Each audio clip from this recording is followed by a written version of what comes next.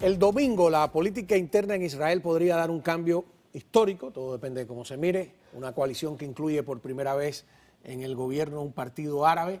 Y la pregunta es, ¿qué tendrá de malo o qué tendría de bueno este hecho? Esa es la primera pregunta. Y la segunda es si Netanyahu tiene alguna oportunidad de impedir que lo saquen del poder. Joseph Haas, con nosotros aquí, analista internacional. ¿Va a ser histórico el cambio? Digo, sí, si llegan a, porque todavía hay gente que está hablando de que última hora el primer ministro Netanyahu podría cambiar el rumbo de esta coalición al desertar unos diputados de un grupo a otro. Leí eso, disculpe, en el Jerusalem Post, que dice que en 1990 Ariel Sharon impidió que Simón Pérez, ¿cómo lo impidió? Es que cuando es tan cercana el número de diputados en el Parlamento, entonces hay uno de los dos bandos que se supone que tiene la mayoría, tiene 2 o 3 diputados más en votos, 2 o 3 votos.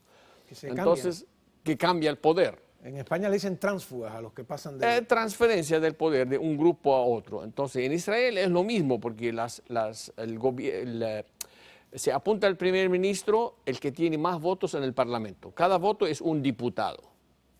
Entonces, Ariel Sharon en su tiempo ha presionado a unos amigos de él y puso casi en custodia a unos diputados para que quede él en la mayoría. ¿Todo eso es legal? Digo, sí, es que no a la fuerza, en custodia para que no los lleven a la fuerza, al contrario, los protegió.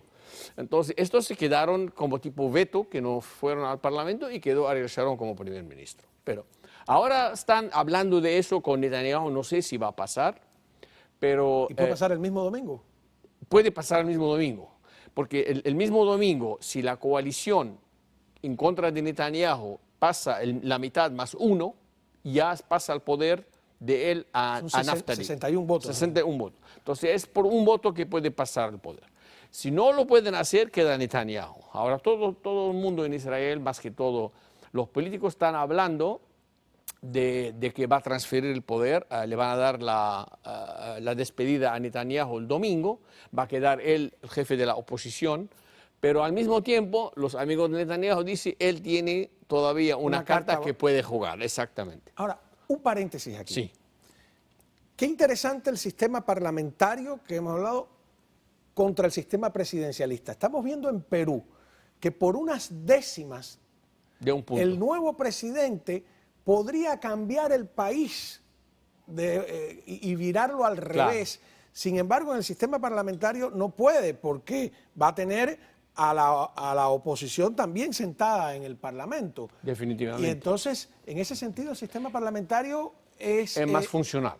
Es más funcional que el presidencialista, ¿no? Porque es más al centro, que sea centro derecha o centro izquierda. Te obliga a negociar con la oposición. Definitivamente. Entonces, en este caso, si vamos a tomar la hipótesis de Israel, está el Likud, que es un partido de la derecha conservador, pero también tiene alianzas con los partidos ultraconservadores, que lo llaman Israel. Mientras el Partido Laboral, que se supone que es un partido demócrata, pero hacia la izquierda, centro-izquierda, también tiene ultraliberales, que son los liberales en el Parlamento israelí, además que consideran que los diputados árabes son de la rama liberal.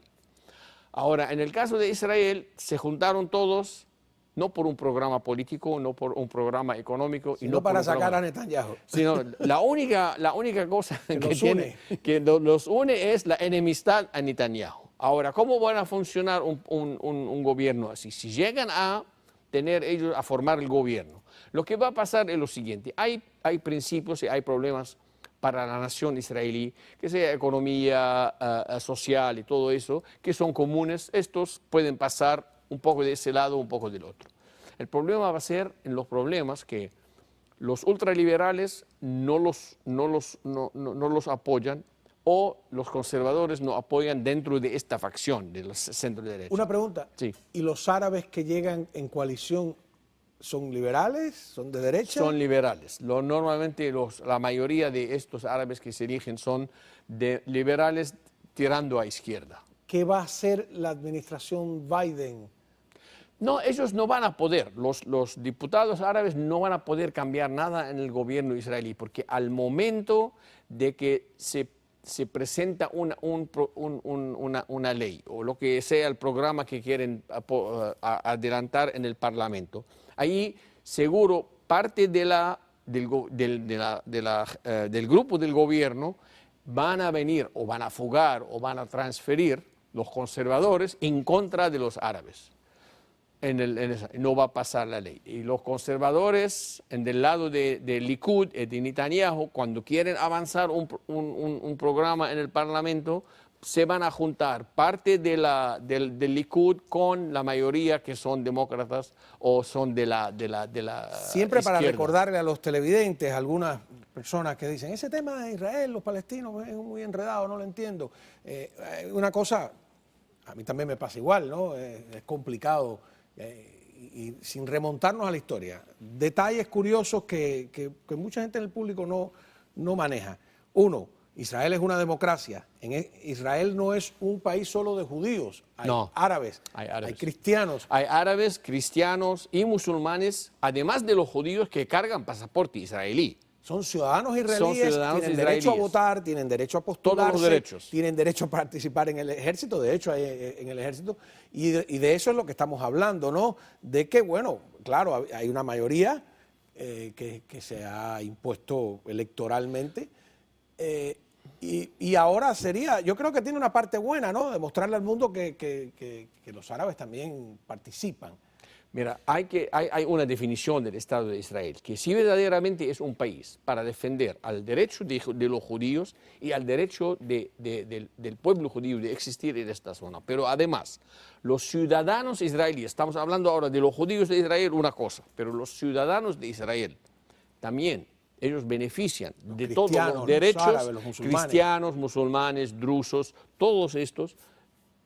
Aprovecha, ¿perdón? ¿Hay kurdos también en Israel? No, según yo sepa. Como no tienen un país. Sí, pero esta comunidad, la musulmana, cristiana y los drusos, desde siempre estuvieron ahí, hace cientos y miles de años. Entonces, son ciudadanos israelíes y tienen los derechos como el pueblo israelí y cargan pasaporte israelí. Y cuando salen de Israel en el pasaporte no indica si es judío, druso, no te indica nada.